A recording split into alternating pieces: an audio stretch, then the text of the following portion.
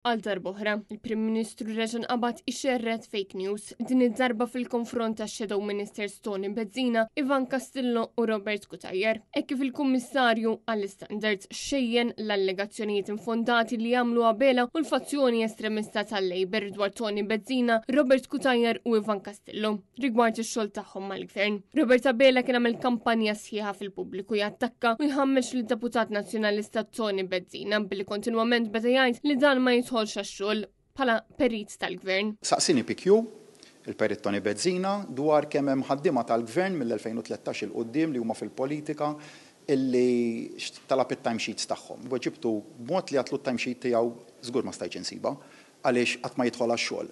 Qed ngħidha barra minn l-immunità parlamentari din. Qatta kemm il-darba sal-lum il-perit Tony Bezzina ma kontestanix dak il-li għattu, se nibqa' ngħidha. Iżda l-Kummissarju għall-Standards ma sab l-ebda prova li tissostanzja dak li vvinta Robert Abela u għala il-każ. Barra minn hekk, fil-każ ta' Robert Cutajar u Ivan Castillo, il-Kummissarju għall-Standards tant ma sab xejn li ddeċida li lanqasem lok li tinfetaħ investigazzjoni. Anke akkużi simili kontra id-deputat David Aġus kienu sempliċi invenzjoni min-naħa tal-Labor. Fid-dawn ta' dan kollu fistqarrija l-Partit Nazzjonalista qal li l-Labor għandu jiskuża ruħu ma' Shadow Minister Tony Bezzina.